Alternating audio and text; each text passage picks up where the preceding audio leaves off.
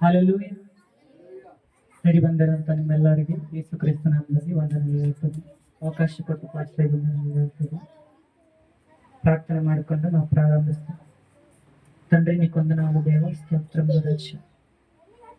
నా తండ్రి ఈరోజు ప్రభు మమ్మల్ని తండ్రి ఈ విధంగా మీ సన్నిధానంలో చేరి ఇంతవరకు తండ్రి 5 మాటలను ప్రభా మేము వినడానికి మీరు సహాయం చేసి తండ్రి అందరిని బట్టి వందనాలు. ఇదిగో 6వ మాటను ప్రభా నైనా మరి మాట్లాడుతుండగా నన్ను నిరకల చాటును మరుగుపరుచుకోండి ప్రభా.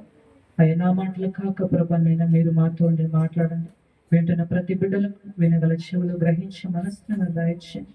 విని విడిచిపెట్టకుండా ప్రభా ఆయా విత్తనము వల్ల తండ్రి నీ యొక్క మాటను ఫలించే కృప భాగ్యమును వాటి కృపను బిడ్డలకు నాకు దయచేయమని కూడా ప్రార్థిస్తూ ప్రభు అయిన యేసు పరిశుద్ధ నామమున అడిగి ప్రార్థించి వేడుకుంటున్నాను తండ్రి, ఆమేన్. ಹಲ್ಲೆಲೂಯಾ. ನಾವು ಇಷ್ಟೊತ್ತು 5 ಮಾತುಗಳನ್ನ ಕೇಳಿದ್ವಲ್ಲ, ಅದೇ ರೀತಿಯಲ್ಲಿ ನಾವು 6ನೇ ಮಾತುಗಳನ್ನ ನಾವು ನೋಡ್ಕೊಳ್ಳೋಣ. 6ನೇ ಮಾತು ಏನಂತಂದ್ರೆ ತೆಲುಗಲ್ಲಿ ಹೇಳ್ತಾ ಇದೀನಲ್ಲ, ನೀವು ಅರ್ಥ ಮಾಡ್ಕೊಳ್ಳಕ್ಕೆ ಸಹಾಯ ಮಾಡಿ. యోహాను సువార్త 19వ అధ్యాయము 30వ వచనం. యోహాను సువార్త 19వ అధ్యాయం 30వ వచనం.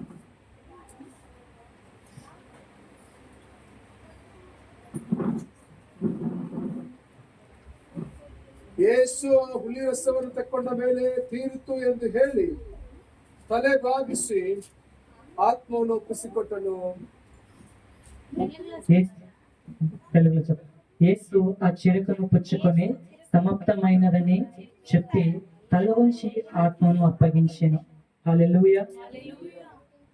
యేసుక్రీస్తు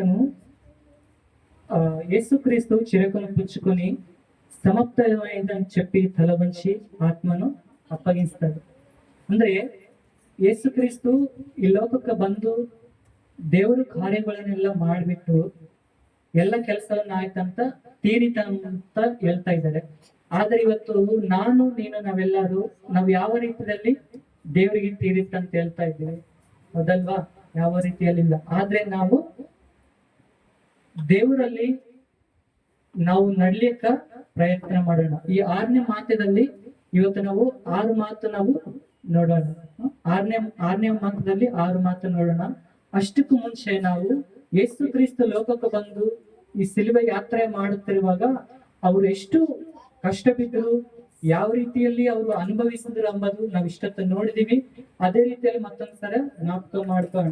ಅವರು ಸಿಲುಬೆ ಎತ್ಕೊಂಡು ಹೋಗ್ತಾ ಇರುವಾಗ ಅವ್ರು ಎಷ್ಟು ಕಷ್ಟ ನರಕ ಅನುಭವಿಸಿದಾರೆ ಅಂತಂದ್ರೆ, ನಾವು ಮಾಡಿರೋ ಪಾಪಗಳಿಗಾಗಿ ಅವರು ತುಂಬಾ ನೋವನ್ನ ಅನುಭವಿಸ್ತಾರೆ. ಅವರು ಹೊತ್ಕೊಂಡು ಹೋಗಿರ್ತಾರಂತ ಸಿಲುಬೆ ಎಷ್ಟು ತೂಕ ಇದೆ ಎಂಬುದು ನಾವು ಯಾರಾದ್ರೂ ಹೇಳ್ತೀರಾ? ಸಿಲುಬೆಯ ತೂಕ, ಅವರು ಸಿಲುಬೆಯ ತೂಕ ಹೊತ್ಕೊಂಡು ಹೋಗ್ತಾ ಇದ್ದಾರಲ್ಲ, ಆ ತೂಕ ಎಷ್ಟಿದೆ ಅಂತಂದ್ರೆ 150 kg ಇದೆ. 150 kg ತೂಕ ಇರುವಂತ ಸಿಲುಬೆಯನ್ನ ಅವರು ಹೊತ್ಕೊಂಡು ಹೋಗ್ತಾ ಇದ್ದಾರೆ. ಆದ್ರೆ ಹೋಗ್ತಾ ಇರುವಾಗ ಅವ್ರನ್ನ ಸುಮ್ನೆ ಬಿಡ್ಲಿಲ್ವಾ? ನಾವೆಲ್ಲ ನೋಡ್ತಾ ಇದೀವಲ್ಲ, ಯೇಸು ಕ್ರಿಸ್ತನ ಸುಮ್ನೆ ಬಿಡ್ಲಿಲ್ಲ. ಕೊರಡದಿಂದ ಬಿಡ್ತಾ ಇದ್ದಾರೆ. ಅವ್ರ ಮುಖಕ್ಕೆ ಉಗುಳ್ತಾ ಇದ್ದಾರೆ. ಅವ್ರನ್ನ ನಾನಾ ವಿಧವಾದ ಶ್ರಮವನ್ನ ಇಡ್ತಾ ಇದ್ದಾರೆ. ಆದ್ರೆ ಆ ಸಿಲುಬೆ ಹೊತ್ಕೊಂಡು ಹೋಗ್ತಾ ಇರುವಾಗ ಅವರು ಕೊಟ್ಟಿರುವಂತ ಗಾಯಗಳು ಎಷ್ಟಾಗಿದೆ ಅಂತಂದ್ರೆ 5480 ಗಾಯಗಳಾಗಿದೆ. ಎಷ್ಟಾಗಿದ್ದಾವೆ? 80. 5480 ಗಾಯಗಳು ಅವರು ಇಟ್ಕೊಂಡು ಆ ಸಿಲುಬೆಯನ್ನು ಹೊತ್ಕೊಂಡು ಹೋಗ್ತಾ ಇದ್ದಾರೆ ಪ್ರಿಯರೇ. ಆದರೆ ಇವತ್ತು ನಾವು ಅವರು ಕೊಟ್ಟಿರುವಂತ ಗಾಯಗಳು ಒಡೆದಿರುವಂತ ನೋವುಗಳಕ್ಕಿಂತ ಇವತ್ತು ನಾವು ಕೊಡ್ತಿರುವಂತ ನೋವುಗಳು ತುಂಬಾ ಇಂಪಾರ್ಟೆಂಟ್, ತುಂಬಾ ಜಾಸ್ತಿ ಯೇಸು ಕ್ರಿಸ್ತನಿಗೆ ನಾವು ಕೊಡ್ತಿದ್ದೇವೆ. ಆದ್ರೆ ಅವರು ಇಷ್ಟೆಲ್ಲ ಸಹಿಸ್ಕೊಂಡು ಏನಕ್ಕೆ ಅವರು ಪ್ರಾಣವನ್ನು ಕೊಟ್ಟಿದ್ದಾರೆ ಅಂತಂದ್ರೆ, ನಾವು ಅವ್ರ ಬಳಿಗೆ ಪರಿಶುದ್ಧವಾಗಿ ಕ್ರಿಸ್ತನ ಬಳಿಗೆ ನಾವು ಸೇರ್ಬೇಕೆಂಬುದಾಗಿ ಅವರು ಈ ಒಂದು ತಂದೆ ಕಳಿಸಿರುವಂತ ಈ ಲೋಕಕ್ಕೆ ಏನಕ್ಕೆ ಕಳಿಸಿದರೆ, ತಂದೆ ಕಳಿಸಿರುವಂತ ಕೆಲಸ ನೆರವೇರಿಸಲಿಕ್ಕೆ ಕಳಿಸಿದಾರಲ್ವ ಅಂತಂದು ಅವರು ಮೌನಿಯಾಗಿ ಅವ್ರು ಇಷ್ಟೆಲ್ಲ ಕೊಟ್ಟು ಅಷ್ಟು ನೋವು ಕೊಟ್ಟರು ಅವರು ಮೌನಿಯಾಗಿ ಹೋದ್ರು. ಅದೇ ರೀತಿಯಲ್ಲಿ ಈ 5480 ಗಾಯಗಳಲ್ಲಿ ಅದರಲ್ಲಿ ದೊಡ್ಡ ಗಾಯಗಳು ಎಷ್ಟು ಆಗಿದಾವೆ ಅಂತಂದ್ರೆ 150 ಗಾಯಗಳಾಗಿರುತ್ತೆ. ಅವರು ಇಷ್ಟು ಗಾಯಗಳೆಲ್ಲ ಇಟ್ಕೊಂಡು ಅವ್ರ ರಕ್ತವನ್ನ, ಆದ್ರೆ ನಾವು ಲೋಕ ರೀತಿಯಲ್ಲಿ ನಮ್ಗೆ ಎಷ್ಟಿರುತ್ತೆ ರಕ್ತ ಒಬ್ಬೊಬ್ಬರಿಗೆ 14-15 ಅಂದ್ರೆ ಲೀಟರ್ ಲೆಕ್ಕಂತಂದ್ರೆ ಕ್ರಿಸ್ತನಿಗೆ 6-6.5 ಲೀಟರ್ ಇತ್ತಂಬುದಾಗಿ ಶಾಸ್ತ್ರವೇತ್ತಗಳು ಹೇಳ್ತಾ ಇದ್ದಾರೆ. ಆ 6-6.5 ಲೀಟರ್ ರಕ್ತವನ್ನ ನಮಗೋಸ್ಕರ ಕೊಟ್ಟು ಲಾಸ್ಟ್ ಅಲ್ಲಿ ಬರುವಂತ ಆ ರಕ್ತ ನೀರಾಗಿ ಬಂದಿದೆ ಪ್ರಿಯ. ಇದೆಲ್ಲ ಏನಕ್ಕಂತಂದ್ರೆ ದೇವರು ಅವ್ರ ಕೆಲಸವನ್ನ ನೆರವೇರಿಸಿದ್ದಾರೆ. ಇವತ್ತು ಬಂದಿರುವಂತ ಲೋಕಕ್ಕೂ ಬಂದಿರುವಂತ ಕೆಲಸ ಎಲ್ಲ ತೀರಿತು. ಇವತ್ತು ನಾವೇನ್ ಹೇಳ್ತಾ ಇದೀವಿ, ನಮ್ದು ಸಾಲ ತೀರುತ್ತಂತಂದ್ರೆ ನಾವ್ ಎಷ್ಟೋ ಸಂತೋಷ ಇರ್ತೀವಿ, ಹೌದಿಲ್ಲ? ಇಲ್ಲ ನನ್ಗೇನೋ ಒಂದು ಮನೆ ಕಟ್ಬೇಕಂತ ಆಸೆ ಇತ್ತು, ಕಟ್ಬಿಟ್ಟೆ ತೀರಿತು ಅಂತ ಹೇಳ್ತೀವಿ, ಖುಷಿಯಾಗಿ ಹೇಳ್ತೀವಿ. ಆದ್ರೆ ಯೇಸು ಕ್ರಿಸ್ತ ಎಲ್ಲ ಆದ್ಮೇಲೆ ತೀರಿತಂತ ದೊಡ್ಡ ಒಂದು ಕೇಕ ಆಗ್ತಾ ಇದ್ದೇನೆ, ಅಂದ್ರೆ ಗಟ್ಟಿಯಾಗಿ ತೀರಿಸ್ತಾ ಇದ್ದೇನೆ. ಅದು ಸುಮ್ನೆ ಇಷ್ಟು ನೋವು ಪಟ್ಟಿರುವಂತ ಇಂದ ಬರ್ತಾ ಇರುವಂತ ಅಲ್ಲ, ಅದು ಖುಷಿಯಿಂದ ಬರ್ತಾ ಇರುವಂತ ಒಂದು ಶಬ್ದ ಅನ್ಬೋದು ಕೇಕ. ఆయన వేస్తున్నట్టు కేక సంతోషంతోను ఆనందంతోను సమాప్తమైనదని చెప్పి కేక వేస్తున్నాడు. కాబట్టి ఈరోజు ఆయన ఇన్ని గాయములు 150 పెద్ద గాయములు పొంది ఆయన 6 లీటర్ల రక్తమును మన కోసము చిందించాడు. మనకందరికి తెలుసు. స్టిల్ మనం చూస్తే కొంతమంది అంటారు, మనకు చెప్తారు, ಸ್ವಲ್ಪ ಮಂದಿ ನಮ್ಗೆ ಹೇಳ್ತಾರೆ, 3 ಮಳೆನ ಕಿತ್ಕೆಲ್ದ ದೇವ್ರು ನಿಮ್ಮ ದೇವ್ರೇನಾ, 3 ಮಳೆನ ಕಿತ್ಕೆಲ್ದಾರರು ದೇವ್ರೇನಾ ಅಂತ. ಆದ್ರೆ ಏನಕ್ಕೆ ಮೌನಿಯಾಗಿದ್ದಾರೆ ಅಂತಂದ್ರೆ ನಮ್ಮನ್ನ ಅವ್ರ ಬಳ್ಳಿಗೆ ಸೇರ್ಸಲಿಕ್ಕೆ ಅವ್ರು ಮೌನಿಯಾಗಿ ಇವೆಲ್ಲ ಅವರು ಆ 3 ಮಳೆಯನ್ನ ತೆಗಿಯಕ ಅವ್ರಿಗೆ ಎಷ್ಟೊತ್ತು, ಒಂದು ಕ್ಷಣ, ಅದಿಲ್ವಾ? ಆದ್ರೆ ಏನಕ್ಕೆ ಸೈಲೆಂಟ್ ಆಗಿದ್ದಾರೆ? ನಾವು ಮಾಡಿರುವಂತ ಪಾಪಗಳು ನಮಗೆ ಕ್ಷಮಾಪಣೆ ಬರಬೇಕಲ್ಲ, ಅದಕ್ಕೋಸ್ಕರ ದೇವರು ಆ ರೀತಿ ಇದ್ದಾರೆ. ಆ ಸಿಲುಬೆ ಎಷ್ಟು ಉದ್ದ ಇತ್ತು, ಎಷ್ಟು ಅಗಲ ಇತ್ತು ಅಂತಂದ್ರೆ 15 ಅಡಿ ಉದ್ದ ಇತ್ತು ಪ್ರೇಮೆ, 8 ಅಡಿ ಅಗಲ. ಇದೆಲ್ಲ ಅವರು ಏನಕ್ಕೆ ತಗೊಂಡೋದ್ರು, ಏನಕ್ಕೆ ಅವರು ಇದೆಲ್ಲ ಮಾಡ್ಬೇಕಾಯ್ತು? ಒಂದ್ಸಲ ನಾವು ಆಲೋಚನೆ ಮಾಡಿದ್ರೆ 150 kg ಇರುವಂತ ಸಿಲುಬೆಯನ್ನ, 15 ಅಡಿ ಹೈಟ್ ಇರುವಂತ ಸಿಲುಬೆಯನ್ನ, 8 ಅಡಿ ಅಗಲ ಇರುವಂತ ಸಿಲುಬೆಯನ್ನ ಅವ್ರು ಏನಕ್ಕೆ ತಗೊಂಡು 5480 ಅವರು ಗಾಯಗಳನ್ನ ಪಟ್ಟು ಅಷ್ಟು ನೋವಿನಲ್ಲಿರುವಂತ ನೋವಲ್ಲಿ ಸಿಲುಬೆಯನ್ನು ಯಾಕೆ ಗೆತ್ಸೆಮ್ ತೋಟ ಅಲ್ಲಿಂದ ಗೋಲ್ಗತ ಕೊಂಡಕ್ಕೆ ಏನಕ್ಕೆ ತಗೊಂಡು ಹೋಗ್ಬೇಕು ಅವರು? ಒಂದ್ಸಲ ಯೋಚನೆ ಮಾಡಿದ್ರೆ ಅವರು ನಮಗೋಸ್ಕರ ತಂದೆ ಚಿತ್ತವನ್ನು ನೆರವೇರಿಸಲಿಕ್ಕೆ ಲೋಕಕ್ಕೆ ಬಂದರೆ, ಅದಕ್ಕೋಸ್ಕರ ತಂದೆ ಚಿತ್ತವನ್ನ ಅವ್ರ ಕೆಲಸವನ್ನ ನೆರವೇರಿಸಬೇಕೆಂಬ ಆಶಯದಿಂದ ಅವರು ಮೌನಿಯಾಗಿ ಇದ್ದಾರೆ ಅಲ್ವಾ? ಅವರು ಯೇಸು ಕ್ರಿಸ್ತು ಸಿಲುಬೆಯಲ್ಲಿರುವಾಗ ಅವ್ರ ತೂಕ ಎಷ್ಟು ಅಂತಂದ್ರೆ 85 kg. ಯೇಸು ಕ್ರಿಸ್ತನ ತೂಕ ಅವ್ರು ಇರುವಂತ ವೇಟು 85 kg ಆಗಿದೆ ಅಲ್ವಾ? ನಾವೆಲ್ಲ ಇಷ್ಟ ಸಿಲುಬೆ ಎಷ್ಟು ತೂಕ ಇದೆ ಒಂದ್ಸಲ ರಿಪೀಟ್ ಮಾಡ್ತೀರಾ? ಸಿಲುಬೆ 150 ಇದೆ. ಹೈಟ್ ಎಷ್ಟಿದೆ? 15 ಇದೆ. ಅಗಲ 8 ಅಡಿ ಇದೆ. ಯೇಸು ಕ್ರಿಸ್ತು 85 kg ಇದ್ದಾರೆ. ಅವ್ರು ಇರುವತಕ್ಕಂತ 6 ಲೀಟರ್ ರಕ್ತವನ್ನು ನಮಗೋಸ್ಕರ ಇವತ್ತು ಕೊಟ್ಟು ಅವರು ಪ್ರಾಣವನ್ನು ಬಿಟ್ಟಿದ್ದಾರೆ. ಆದ್ರೆ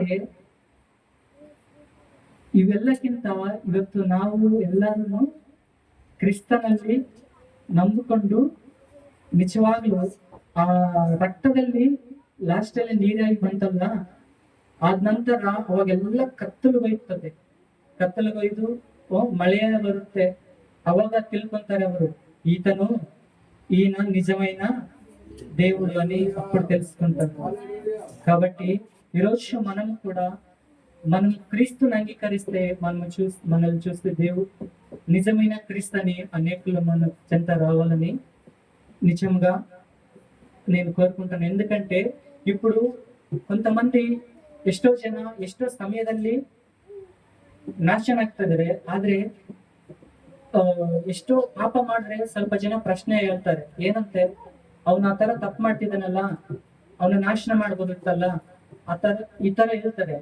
ಆದ್ರೆ ದೇವರು ಯಾವ ದೇವರು ಪ್ರೇಮ ಸ್ವರೂಪಿ, ఆయన ಕೃಪಾಮಯುಡು. ಇವಾಗ ನಾವು ಇರುವಂತ ಕಾಲ ಏನಾಗಿದೆ ಅಂತಂದ್ರೆ ಕೃಪಾ ಕಾಲ ಆಗಿದೆ. ಅದಕ್ಕೋಸ್ಕರ ದೇವರು ನಮ್ಮ ಮೇಲೆ ಕೃಪೆಯನ್ನ ತೋರಿಸ್ತಿದ್ದಾನೆ ಅಲ್ವಾ. ಅವರು ನಮ್ಮ ಪ್ರತಿ ಕ್ಷಣವನ್ನು ಪ್ರತಿ ಗಳಿಯನ್ನು ನಮ್ಮ ಮೇಲೆ ಪ್ರೇಮ ಕನಿಕರ ಕೃಪಾ ಅವರು ತೋರಿಸ್ತಾನೆ ಬರ್ತಾ ಇದಾರೆ. ಯಾಕಂತಂದ್ರೆ ಇವಾಗಿಲ್ಲ ಇನ್ನೊಂದ್ಸಲ ನನ್ ಮಗ ಮಾಡ್ತಾನೆ, ಇವಾಗಿಲ್ಲ ಇನ್ನೊಂದ್ಸಲ ನನ್ ಮಗಳು ಮಾಡ್ತಾಳೆ, ಕ್ಷಮಿಸ್ಬೇಕು. ಅದಕ್ಕೋಸ್ಕರ ನಾವು ಮೊದಲಿನ ಮಾತು ಕೇಳಿದ್ವಲ್ಲ, ಅದೇ ರೀತಿಯಲ್ಲಿ ನಾವು ತಂದೆ ಯಾವ ರೀತಿಯಾಗಿ ಕ್ಷಮಿಸಿದ್ರು ನಾವು ಅದೇ ರೀತಿ ಕ್ಷಮಿಸಂತರಾಗಿರೋಣ. ಮೊದಲನೇ ಮಾತು ನಾವು ನೋಡ್ಕೊಂಡ್ವಲ್ಲ, 6ನೇ ಮಾತಲ್ಲಿ ಮೊದಲನೇದು ಏನಂತಂದ್ರೆ ಸಮಾಪ್ತమైనది ತೀರಿದಂತಂದು ಹೇಳು ತಂದೆ ಕೈಗೆ ದೇವರ ಆತ್ಮವನ್ನು ಒಪ್ಪಿಸಿಕೊಡ್ತಾನೆ. ಇವತ್ತು ನಾವು ನಮ್ಮ ಆತ್ಮನ ದೇವರಿಗೆ ಒಪ್ಪಿಸಿಕೊಡ್ಲಿಕ್ಕೆ ಸಿದ್ಧವಾಗಿದ್ದೀವ? ಅದು ನಾವು ಪ್ರಶ್ನೆ ಮಾಡಿಕೊಂಡು ದೇವರಲ್ಲಿ ನಾವು ನಡ್ಕೊಂಡು ದೇವರಿಗೆ ನಾವು ಅಪ್ಪಗಿಸಬೇಕು. ಯಾಕಂತಂದ್ರೆ ನಮ್ಮ ಆತ್ಮ ದೇವ್ರ ಬಳಿ ಸೇರ್ಬೇಕಂತಾನೆ ಈ ಲೋಕಕ್ಕೆ ಬಂದ ನಮಗೋಸ್ಕರ ಪ್ರಾಣ ಕೊಟ್ಟು ತಂದೆ ಚಿತ್ತವನ್ನು ನೆರವೇರಿಸಿದ್ದಾನೆ. ಆದ್ರೆ ನಾವು ಅಪವಾದಿ ಕೈಗೆ ಅಪ್ಪಗಿಸಿಕೊಳ್ಳದರೆ ನರಕಕ್ಕೆ ಹೋಗಲ್ದರೆ ನಾವು ನಮ್ಮ ಆತ್ಮನ ದೇವ್ರ ಕೈಗೆ ನಾವು ಒಪ್ಪಿಸ್ಕೊಳ್ಳೋಣ, ಹೌದಲ್ವಾ? ಅದೇ ರೀತಿಯಾಗಿ ಎರಡನೇ ಮಾತು ನೋಡ್ಕೊಳ್ಳೋಣ. ಯೋಹಾನ ಸುವಾರ್ತೆ 17:4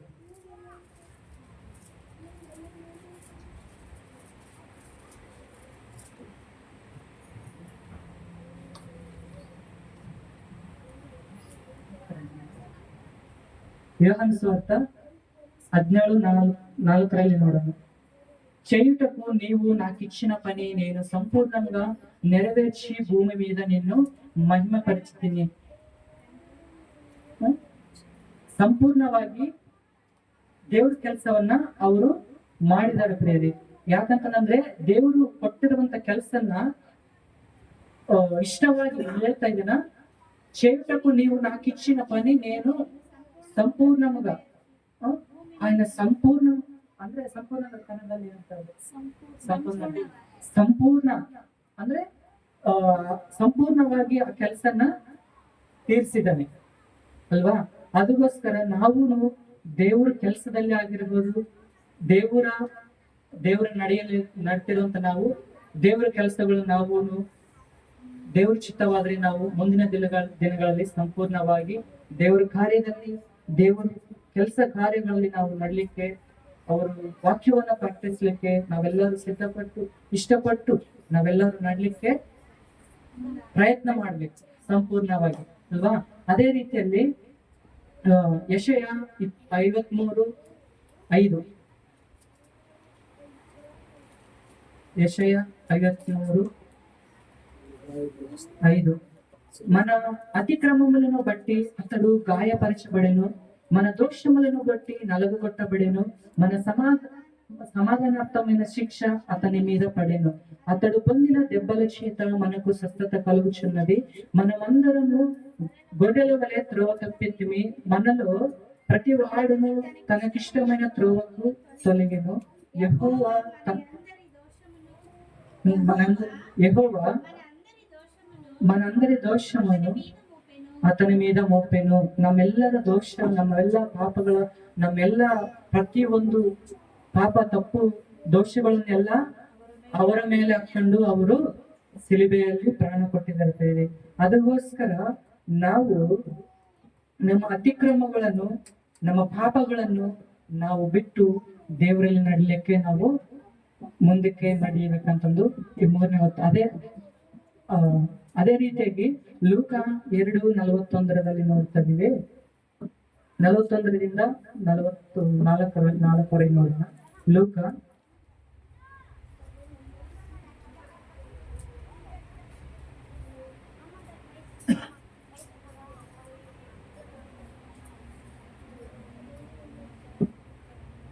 ಲೂಕ 42:41,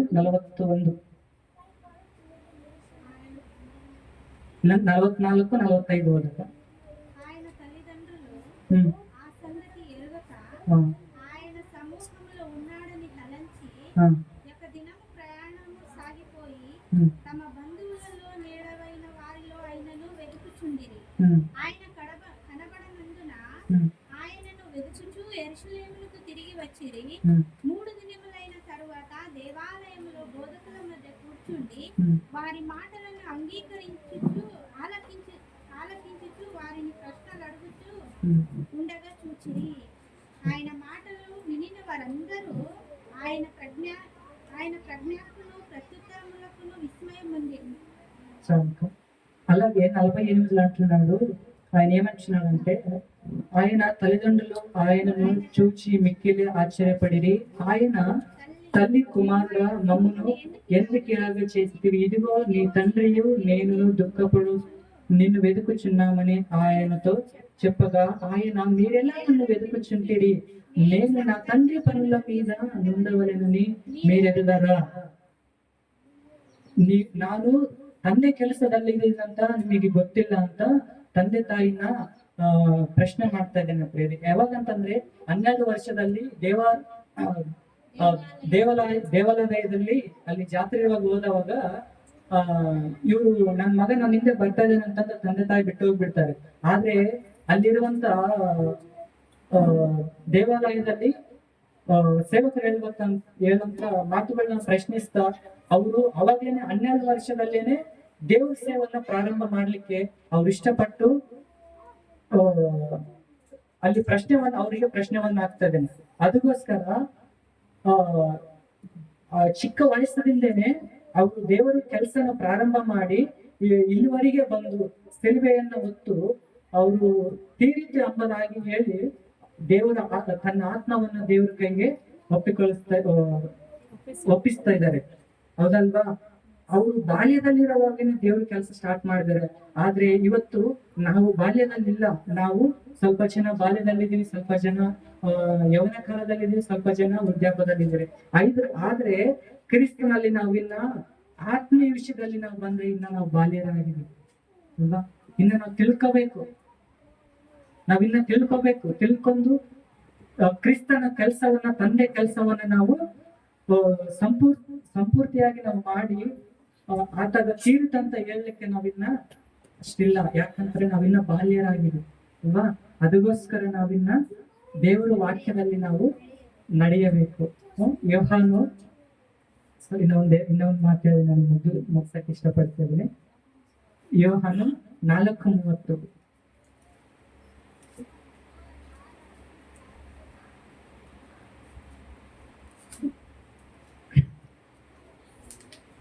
వారు ఊరిలో నుండి బయలుదేరి ఆయన ఎద్దకు వచ్చిచుండిరి. అలాగూ శిష్యులు బోధకుడా భోజనము చేయమని ఆయనను వేడుకొని, అందుకు ఆయన భుజించుటకు మీకు తెలియని ఆహారం నాకున్నదని వారితో చెప్పగా, శిష్యులు ఆయన భుజించుటకు ఎవడైనా ఏమైనాను తెచ్చేనేమో అని ఒకరికొకడు చెప్పుకొనిరి. యేసు వారిని చూసి, నన్ను పంపిన వాని చిత్తము నెరవేర్చుటయు ఆయన పని తుదముట్టించుటయు నాకు ఆహారమై ఉన్నది. ಇಲ್ಲಿ ಏನಂತಿದ್ದಾನೆ ಅಂತಂದ್ರೆ, ಯೇಸು ವಾರಿని చూచి నన్ను పంపిన వాని చిత్తము నెరవేర్చుటయు ఆయన పని ತುದಮುಟ್ಟಿಂಚಟಯು నాకు ಆಹಾರమైనది. ದೇವರು ಕೆಲಸ ಮಾಡುವ ಕೆಲಸನೇ ನನಗೆ ಆಹಾರ, ನನಗೆ ಊಟ ಅಂತ ಹೇಳ್ತಾ ಇದ್ದೀನಿ ಅಲ್ವಾ? ಇವತ್ತು ನಾವು ಉಪವಾಸದಲ್ಲಿ ಸ್ವಲ್ಪ ಜನ ಉಪವಾಸ ಆಗಿ ಪ್ರಾರ್ಥನೆಗೆ ಬಂದಿದ್ದೀವಿ. ಆದರೆ ನಾವು ಉಪವಾಸವಾಗಿ ಬಂದಿರುವಾಗ ದೇವರ ವಾಕ್ಯ ನಮಗೆ ಆಹಾರವಾಗಿರುತ್ತೆ. ಆದ್ರೆ ಕ್ರಿಸ್ತನ್ ಹೇಳ್ತಾನ, ದೇವರು ಕೆಲಸ ಮಾಡದೆ ನನಗೆ ಆಹಾರ ಅಂತ ಹೇಳ್ತಾ ಇದೀನಿ. ಅದಕ್ಕೋಸ್ಕರ ನಾವು ಊಟಕ್ಕಿಂತ ನಾವು ದೇವರ ಕೆಲಸವನ್ನ ದೇವರ ಸ್ವಾರ್ಥ ಅಂತಂದ್ರೆ ಅವರು ಏನಕ್ಕ ನನಗೆ ಆಹಾರ ಆಗಿದೆ ಅಂತ ಹೇಳ್ತಾ ಇದ್ದಾನೆ ಅಂತಂದ್ರೆ, ದೇವರ ವಾಕ್ಯವನ್ನ ಅನೇಕ ಜನರಿಗೆ ಹಂಚುವಂತ ಕೆಲಸ ನನಗೆ ಆಹಾರವಾಗಿದೆ ಎಂಬುದಾಗಿ ಹೇಳ್ತಾ ಇದ್ದೇನೆ. ಅದೇ ರೀತಿಯಲ್ಲಿ ಮತ್ತೆ ಲೂಕ 4:16 ಹೇಳ್ತಾ ಇದ್ದೇನ, ಬಡವರಿಗೆ ಇದೊಂದು ವಾಕ್ಯಗಳನ್ನ, ಲೂಕ 4:16. ಯೇಸು ನೀವು వెళ్ళి ಹ್ಮ್. ಲೂಕ 18ನೇ ವಚನ ನೋಡೋಣ. ప్రభువు ఆత్మ నా మీద ఉన్నది, బీదలకు స్వార్థ ప్రకటించుటకై ఆయన నన్ను అభిషేకించెను, చెరలోనున్న వారికి విడుదలను, గుడ్డి వారికి చూపును కలుగునని ప్రకటించుటకును, నలిగిన వారికి విడిపించుటకును, ప్రభువు హితవస్తవము ప్రకటించుటకును ఆయన నన్ను పంపి ఉన్నాడు. హల్లెలూಯಾ. ಇವತ್ತು ನಾವು ಯಾರಾಗಿದ್ದೇವೆ? ನಾವು ಮೊದಲು ಬಡವರಾಗಿದ್ದಂತ ನಮ್ಮನ್ನ ದೇವರಲ್ಲಿ ಕರ್ಕೊಂಬಂದಿದೆ, ಹೌದಲ್ವಾ? ಇಲ್ಲಿ ಯಾರಾದ್ರೂ ನಾವು ಕೋಟಿ ಲಕ್ಷದ ಇಷ್ಟು ಆಸ್ತಿ ಇರುವಂತ ನಾವು ಜನರಾಗಿದ್ದೇವೆ ಇಲ್ಲಿ? ಇಲ್ವಲ್ಲ. ಅಂತ ಇವತ್ತು ಸಂತೋಷವಾಗಿದ್ದಾರೆ, ದೇವ್ರ ಬಳಿಗೆ ಬರಲ್ಲ ಅವರು, ಅಲ್ವಾ? ನಾವಿದ್ದ ಬಡವರಿದ್ದ ಸಂತೋಷ ಶ್ರೀಮಂತರಿರಲ್ಲ. ಅವ್ರು ಇರುವಂತ ಸಾಲ, ಸಂಕಟ, ಬಡ್ಡಿ ಇರುವಂತ ರೊಕ್ಕನ ಯಾರಿಗೆ ಸಾಲ ಕೊಡ್ಬೇಕು, ಯಾರು ಬಂದು ನನ್ನ ಹತ್ರ ತಗೊಂಡು ಹೋಗ್ಬಿಡ್ತಾರ, ಕಳ್ತನ ಮಾಡ್ತಾರ ಅಂತ ಚಿಂತೆಯಲ್ಲಿ ನಿದ್ದೆ ಮಾಡಲ್ಲ. ಆದ್ರೆ ನಾವು ಇರುವಂತ ಇದರಲ್ಲಿ ನಾವು ಸಂಪೂರ್ಣವಾಗಿ ನಮ್ಗೆ ನಿದ್ದೆ ಮಾಡಕ್ಕೆ ದೇವರು ಸಹಾಯ ಮಾಡಿದ ಅಂತಂದ್ರೆ, ನಾವು ಬಡವರಾಗಿರುವಂತ ನಮ್ಮಲ್ಲಿಗೆ ದೇವರು ಸುವಾರ್ಥವಂತ ಪ್ರಕಟಣೆ ನಮಗೆ ತಲುಪಿಸಿದನ ಪ್ರೇರೆ, ಅಲ್ವಾ? ನಾವೆಲ್ಲರೂ ಯಾರಿಗಾದ್ರೆ ವಾಕ್ಯ ಅಂದುತ್ತಾ ಇಲ್ವೋ ಅವರಿಗೆ ವಾಕ್ಯ ಪ್ರಕಟಿಸಲಿಕ್ಕೆ, ಅವ್ರಿಗೆ ತಲುಪಲಿಕ್ಕೆ ನಾವು ಪ್ರಯತ್ನ ಮಾಡಬೇಕು ಪ್ರೇರೆ. ಯಾಕಂತಂದ್ರೆ ಈ ಒಂದು ಯೇಸು ಕ್ರಿಸ್ತು ಮುಂದೆ ಪ್ರಿನ್ಸ್ ಫಸ್ಟ್ ಹೇಳಿದ್ನಲ್ಲ, ಅದೇ ರೀತಿಯಲ್ಲಿ ಹಳೆ ಒಡಂಬಡಿಕೆಯಲ್ಲಿ ಪಾತ ನಿಬಂಧನದಲ್ಲೂ ಬಲಿ ಅರ್ಪಣೆలుండేవి. ಅಂದ್ರೆ ನಾವೇನಾದ್ರೂ ತಪ್ಪು ಮಾಡದೆ ಒಂದು ಕುರಿಮೇರಿನ ತಂದು, ಇಲ್ಲ ಅವರವರು ಇದು ತಂದು ಬಲಿನ ಕೊಡುವರು. ಆದ್ರೆ ಈ ಹೊಸ ಒಡಂಬಡಿಕೆಯಲ್ಲಿ ಅದು ಇಲ್ಲ. ಯಾಕಂತಂದ್ರೆ ಅದು ನಮಗೋಸ್ಕರ ಯೇಸು ಕ್ರಿಸ್ತು ಬಲಿಯಾಗೋದಿಲ್ಲ. ಅವತ್ತಿಗೆ ಅಲ್ಲಿ ಬಲಿ ಅರ್ಪಣಾ ಶಾಪ ಇರ್ತೇವೆ. ಯಾಕಂತಂದ್ರೆ ನನ್ಗೋಸ್ಕರ, ನಮ್ಮೆಲ್ಲರಿಗೋಸ್ಕರ, ನಾವು ಮಾಡಿದಂತ ಪಾಪಗಳಿಗೋಸ್ಕರ ನಮ್ಗೆ ರಕ್ಷಣೆ, ನಮ್ಗೆ ಪರಿಶುದ್ಧತೆ ಬೇಕು, ನಮ್ಮನ್ನ ತಂದೆ ಬಳಿಗೆ ನಮ್ಮನ್ನ ಸೇರಿಸಬೇಕಂತ ಅವ್ರು ಇಷ್ಟವಾಗಿ ತಂದೆ ಕೆಲಸನ ಸಂಪೂರ್ಣವಾದಂತಂದು ಸಮಾಪ್ತమైనదని చెప్పి ತೀರಿತಂತಂದು ಹೇಳಿ ಅವರು ದೇವ್ರ ಚಂತ ದೇವ್ರ ಬಳಿಗೆ ತೀರಿತೆಂಬುದಾಗಿ ಹೇಳ್ತಾ ಇದ್ದೇನೆ, ಅಲ್ವಾ? ಇವತ್ತು ನಾವು ದೇವರು ಬಲಿಯಾಗಿ ಅವ್ರ ರಕ್ತವನ್ನು ಸುರಿಸಿ ಅವ್ರ ಪ್ರಾಣವನ್ನು ಕೊಟ್ಟು ನಮ್ಮ ರಕ್ಷಣೆ ಕೊಟ್ಟಿದ್ದಾರೆ, ಅಲ್ವಾ? ಇವತ್ತು ನೀವೆಲ್ಲರೂ ಕ್ರಿಸ್ತನಲ್ಲಿ ಮನಸ್ಸನ್ನು ಮಾರಿಸಿಕೊಂಡು ಇವತ್ತು ಹೇಳಿರುವಂತ 7 ಮಾತುಗಳು ಇವತ್ತೊಂದೇ ಅಲ್ಲ, ನಾವು ಈ ಶುಕ್ರವಾರದಂದೆಲ್ಲ ಪ್ರತಿದಿನ ಪ್ರತಿ ಕ್ಷಣ ನಾವೆಲ್ಲರೂ ದೇವರ ವಾಕ್ಯನ ಜ್ಞಾಪಕ ಮಾಡಿಕೊಂಡು ದೇವರಲ್ಲಿ ನಡೆಯಕ್ಕೆ ಇಷ್ಟಪಡೋಣ ಪ್ರಿಯರೇ. ಈ ಚಿಕ್ಕ ವಾಕ್ಯ ದೇವರು ದೀವಿಸಲೆಂಬುದಾಗಿ ಮುಗಿಸ್ತದೆ ಪ್ರಿಯರೇ. ಆದ್ರೆ ನಮ್ದು ಭಾಷೆ ಒಂದು ಚಿಕ್ಕದ ಪಲ್ಲವಿ, ಒಂದು ಹಾಡಿ ನಾನು ಆಡಿದ ನಂತರ ನೀವೆಲ್ಲರೂ ಆಡ್ಬೇಕು, ಅಲ್ವಾ? ಯಾಕಂತಂದ್ರೆ ದೇವರು ಆತ್ಮ ತಂದೆ ಕೈಗೆ ಅಪ್ಪಿಸಿದನಲ್ಲ, ಅದು ಒಂದು ಪಲ್ಲವಿ ನಾನು